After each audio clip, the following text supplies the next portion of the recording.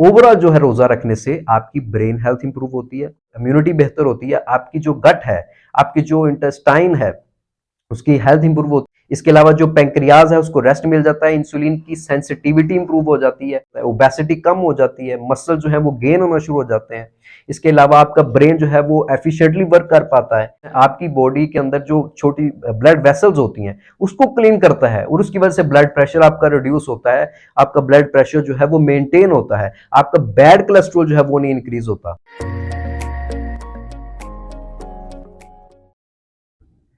Hello friends, welcome to my YouTube channel. Friends, जैसे कि आप सब लोग जानते हो कि रमजान मुबारक का महीना आ चुका है और आज की इस वीडियो में हम जो है वो रोजे की अहमियत को ही डिस्कस करेंगे कि रोजा रखने से हमारी बॉडी के अंदर कौन कौन सी पॉजिटिव चेंजिंग जो है वो आती हैं, कौन कौन से बेनिफिट्स हमें रोजा रखने से मिल सकते हैं। तो गाइज, पिछले कुछ 30 सालों से या 40 सालों से जो है इसके ऊपर काफ़ी ज़्यादा रिसर्च हुई है, लेकिन लास्ट 10 ईयर्स में जो रिसर्चेज हुई हैं उनसे ये साबित हो चुका है कि रोज़ा जो है वो हमारे जिस्म से बहुत सारी बीमारियों को जो है वो रिमूव कर देता है, निकाल देता है। यानी रोज़ा रखने से हम हमारी जो हेल्थ है वो इम्प्रूव हो जाती है। तो इससे पहले कि हम डिटेल के अंदर इन बेनिफिट्स को डिस्कस करें, एक छोटा सा मैकेनिज्म जो है वो आपको समझाना चाहता हूं। इसको समझ लीजिए पहले कि नॉर्मली जब हम कोई फूड कंज्यूम करते हैं तो जितनी हमारी बॉडी में रिक्वायरमेंट होती है वो यूज हो जाती है और जो एक्स्ट्रा होती है वो फैट की फॉर्म में स्टोर हो जाती है। और जब हम कोई फूड कंज्यूम नहीं करते हैं तो जो हमने स्टोर किया हुआ फैट होता है वो बॉडी के अंदर यूज हो जाता है। तो ये साइकिल जो है वो चलता रहता है, we eat and make fat, and जब हमारे पास फूड नहीं है वो हम फैट को जो है वो यूज कर लेते हैं। तो ये एक नॉर्मल साइकिल होता है। लेकिन प्रॉब्लम तब आती है जब हम इस साइकिल को जो है वो कंप्लीट नहीं करते हैं। नॉर्मल हमारा अगर जो ब्लड में ग्लूकोज का लेवल है वो एक नॉर्मल रेंज के अंदर रहना बहुत ही ज़रूरी होता है। फॉर एग्जांपल, जो हमारा ब्लड ग्लूकोज लेवल होता है वो 80 से लेके 120 की रेंज के अंदर रहे तो बॉडी जो है वो एफिशिएंटली वर्क कर पाती है। यही रीज़न है कि जब हम फूड कंज्यूम करते हैं, जब हमारा ग्लूकोज लेवल बढ़ जाता है, यानी कुछ भी हम कंज्यूम करेंगे तो क्या होगा कि ब्लड के अंदर ग्लूकोज लेवल इंक्रीज हो जाएगा। अब बॉडी जो है उस नॉर्मल रेंज 80 से 120 के अंदर उसको लेकर आएगी। तो कैसे लेकर आएगी कि जैसे ही ग्लूकोज लेवल अप होगा, बॉडी के अंदर एक सॉफ्टवेयर इंस्टॉल्ड होता है, वो क्या करता है कि वो इंसुलिन बनाना स्टार्ट कर देता है। यानी आपके जो पैंक्रियाज है उसके बीटा सेल से इंसुलिन बनना स्टार्ट हो जाएगा। अब इंसुलिन का काम क्या है कि इंसुलिन जो है वो ग्लूकोज को पकड़ेगा और सेल के अंदर भेज देगा ताकि एनर्जी के लिए यूज हो सके, और कुछ जो बच जाएगा उसको वो लिवर के पास भेजेगा, वहां पे ग्लाइकोजन में कन्वर्ट होगा और इवेंचुअली फैट बन जाएगा। तो इंसुलिन जो है वो ग्लूकोज को फैट में कन्वर्ट कर रहा है। अब जब हम फूड कंज्यूम नहीं कर रहे थे तो आहिस्ता से इंसुलिन ने उसको पहले तो नॉर्मल पर लेके आया, ठीक है, 80 से 120 तक। अब जब हम फूड कंज्यूम नहीं कर रहे हैं तो वो 80 से नीचे आना शुरू हो गया, 70 पे आ गया। जब ये 70 पे पहुंचेगा तो क्या होगा कि एक और बॉडी के अंदर सॉफ्टवेयर इंस्टॉल हुआ है, वो क्या करेगा, वो ऐसे हार्मोन्स को जगा देगा। ऐसे हार्मोन जो है वो एक्टिवेट हो जाएंगे जिनको हम कहते हैं काउंटर रेगुलेटरी हार्मोन, जो कि इंसुलिन के अपोजिट काम करते हैं। अब ये जो है ग्रुप ऑफ हार्मोन्स है, ये कोई एक हार्मोन नहीं होता। जैसे ग्लूकागॉन है, जैसे कि हमारा जो कॉर्टिसोल है, एपिनेफ्रिन है, ग्रोथ हार्मोन है, तो मल्टीपल जो ये ग्रुप है पूरा हार्मोन्स का, ये एक्टिवेट हो जाता है। अब ये करता क्या है, अब जो स्टोर्ड फॉर्म में फैट है उसकी ब्रेक डाउन होना स्टार्ट हो जाती है, वहां से वो फैट की ब्रेक डाउन होगी और बनेगा ग्लूकोज। तो एट द एंड क्या होता है कि ये जो काउंटर रेगुलेटरी हार्मोन्स होते हैं वो ग्लूकोज को इंक्रीज करके नॉर्मल रेंज पे ले आते हैं। तो ये एक नॉर्मल प्रोसेस है, यानी बॉडी में फैट बनने का अमल और फिर फैट की ब्रेकडाउन। तो ये एक नॉर्मल प्रोसेस। अब प्रॉब्लम ये है कि बहुत सारे लोग जो हैं वो सिर्फ साइकिल कंप्लीट नहीं करते, वो हाफ साइकिल के अंदर रहते हैं। वो सिर्फ खाते हैं और वो फैट बनाते हैं, खाते हैं और फैट बनाते हैं। तो वो कभी भी उस लेवल पर पहुंच ही नहीं पाते हैं, यानी वो 70 तक उनका ग्लूकोज लेवल जाएगा तो ही वो दूसरा जो काउंटर रेगुलेटरी हार्मोन्स हैं वो एक्टिवेट होंगे, तब जाके फैट बर्निंग होगी। तो प्रॉब्लम सबसे बड़ी है। बहुत सारे लोग जो हैं वो हर 3 घंटे के बाद खाने के आदी होते हैं।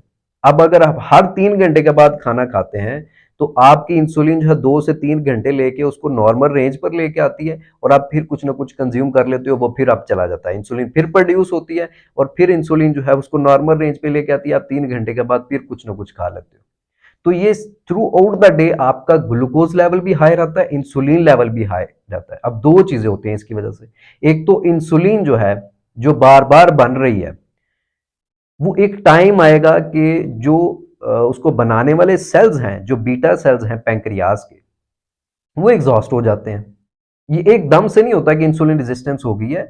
ऐसी कंडीशन जो है कॉन्टिन्यूसली रहती है कि जिसमें आप बार बार खाना खाते रहते हो, इंसुलिन बनती रहती है। तो एक टाइम आता है, आफ्टर मंथ्स, आफ्टर ईयर्स, एक टाइम आता है कि जब इंसुलिन जो है वो जो प्रोड्यूस हो रही होती है वो प्रॉपरली प्रोड्यूस नहीं होती है, अनहेल्दी इंसुलिन आप कह लो कि प्रोड्यूस होना शुरू हो जाती है। जिस इस कंडीशन को फिर कहते हैं इंसुलिन रेजिस्टेंस हो गई है, जो कि डायबिटीज का जो है वो इनिशियल पॉइंट कह लें आप।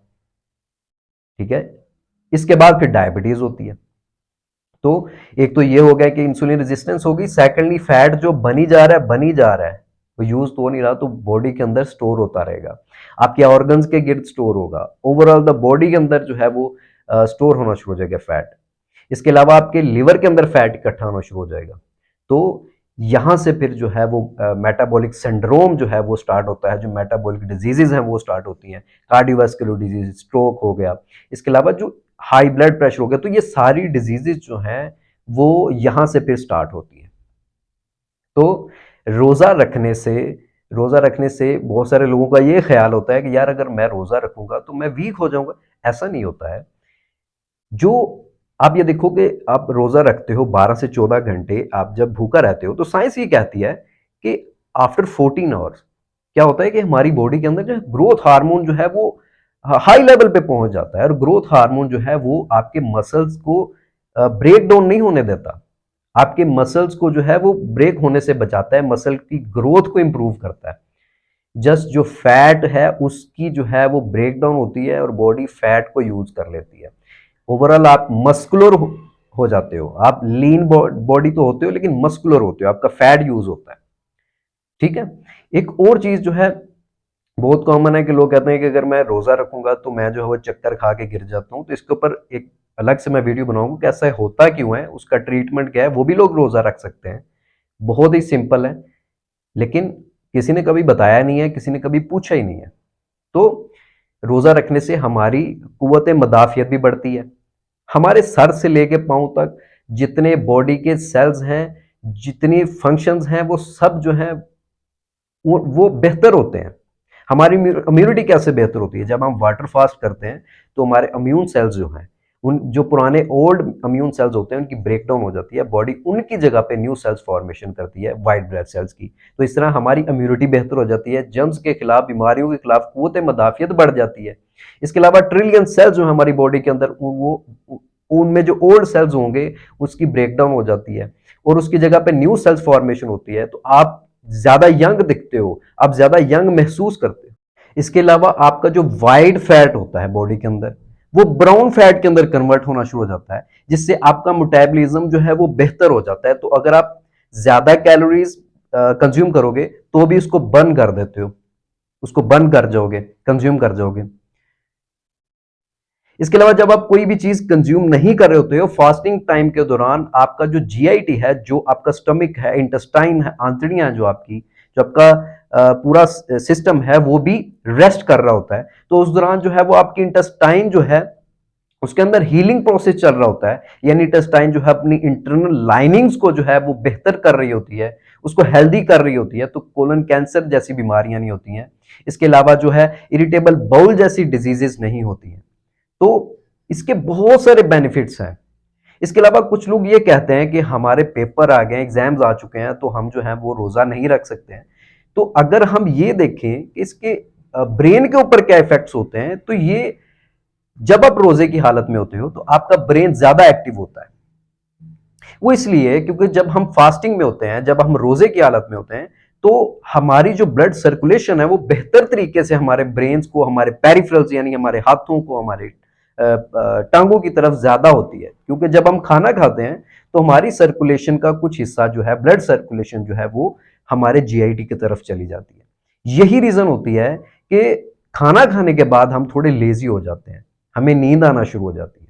इसके अलावा अल्जाइमर डिजीज जो है उसको भी फास्टिंग की वजह से क्योर किया जा सकता है, जिसमें कि पेशेंट जो है बार बार भूलता है, उसको भूलने की आदत होती है। हमारे ब्रेन का जो 50% हिस्सा है वो ग्लूकोज पे काम करता है और 50% जो है वो कीटोन बॉडीज पे वर्क करता है। उसको कीटोन बॉडीज चाहिए, और वो कहां से आएंगे? जब फैट बर्निंग ही नहीं होगी। फैट बर्न होगा जब वो साइकिल कंप्लीट होगा, कीटोन बॉडीज बनेगी बॉडी के अंदर, और हमारा ब्रेन जो है वो 50% जो उसके ऊपर रिलाय कर रहा है वो भी वर्किंग में आएगा। तो वो लोग जो रोजे इस वजह से छोड़ देते हैं रोजे के, हमारे जो एग्जाम आ चुके हैं, तो आपको रोजा रखना चाहिए ताकि आप जो है ज्यादा प्रॉपरली अपना जो है वो वर्क जो है, अपने जो एग्जाम्स हैं उसकी तैयारी कर सकें। इसके अलावा जो रोजा है उसकी वजह से आपके हार्मोन जो लेवल होता है वो बैलेंस में रहता है। आपकी बॉडी के जितने हार्मोन्स हैं वो बैलेंस में रहते हैं। एक चीज यहां पे क्लियर कर देता हूं कि जो मेल है उनमें जस्ट टेस्टोस्टेरोन एक मेन हार्मोन होता है, जो जिसको हम हमेशा जो है फोकस करते हैं। लेकिन फीमेल्स के अंदर जो है वो डिफरेंट जो है वो हार्मोन, सेक्स हार्मोन्स होते हैं, जिसकी वजह से उनमें फास्टिंग कुछ वजह से कुछ कंडीशंस के अंदर जो है वो फास्टिंग नहीं कर सकती हैं या रोजा नहीं रख सकती हैं, या प्रोलॉन्ग फास्टिंग नहीं कर सकती हैं। यानी प्रोलॉन्ग से मुराद ये है कि नॉर्मल रोजे के अंदर तो हम 14 से 15 घंटे या 14-15 घंटे की फास्टिंग करते हैं, लेकिन प्रोलॉन्ग फास्टिंग ये होता है कि कुछ लोग जो हैं वो 18 घंटे की या 24 घंटे की फास्टिंग करते हैं। ये रमजान का नहीं कह रहा मैं, आम दिनों के अंदर जो है कुछ लोग जो है 24 घंटे की फास्टिंग करते हैं या 36 घंटे की, इवन कुछ लोग 48 घंटे और 72 आवर्स के लिए भी फास्टिंग करते हैं। तो प्रोलॉन्ग फास्टिंग जो है कुछ कंडीशंस में नहीं करनी चाहिए। किसी और वीडियो में चल के बताएंगे कि फीमेल जो है वो किन स्टेजेस के अंदर वो रोजा नहीं रख सकती हैं, उनको नहीं रखना चाहिए। तो ओवरऑल जो है रोजा रखने से आपकी ब्रेन हेल्थ इंप्रूव होती है, आपकी जो है वो इम्यूनिटी बेहतर होती है, आपकी जो गट है, आपकी जो इंटेस्टाइन है उसकी हेल्थ इंप्रूव होती है। आपके इंटेस्टाइन के अंदर जो माइक्रो बैक्टीरिया होते हैं या जो छोटे छोटे जरासीम होते हैं, जो हेल्दी बैक्टीरिया होते हैं, वो बेहतर होते हैं, उनकी जो कॉलोनीज हैं वो न्यू बनती हैं। तो आपकी जो इंटेस्टाइन है उसकी भी हेल्थ भी इंप्रूव होती है। इसके अलावा जो पेंक्रियाज है उसको रेस्ट मिल जाता है, इंसुलिन की सेंसिटिविटी इंप्रूव हो जाती है, जो हेल्दी इंसुलिन प्रोड्यूस करना स्टार्ट कर देता है, ओबेसिटी कम हो जाती है, मसल जो है वो गेन होना शुरू हो जाते हैं। इसके अलावा आपका ब्रेन जो है वो एफिशिएंटली वर्क कर पाता है। इसके अलावा इसके बहुत सारे बेनिफिट्स हैं। आपकी बॉडी के अंदर जो छोटी ब्लड वेसल्स होती हैं उसको क्लीन करता है, और उसकी वजह से ब्लड प्रेशर आपका रिड्यूस होता है, आपका ब्लड प्रेशर जो है वो मेंटेन होता है, आपका बैड कोलेस्ट्रॉल जो है वो नहीं इंक्रीज होता। तो इसके बहुत सारे बेनिफिट्स हैं। सो फ्रेंड्स, ये थी आज की वीडियो। होपफुली ये काफी इंफॉर्मेटिव रहेगी आपके लिए। अगर वीडियो अच्छी लगे तो लाइक जरूर कर दीजिएगा। अगर कोई क्वेश्चन होते हैं तो आप हमें कमेंट्स भी कर सकते हैं। मिलते हैं नेक्स्ट वीडियो में, तब तक के लिए अपना ख्याल रखिएगा। अल्लाह हाफिज।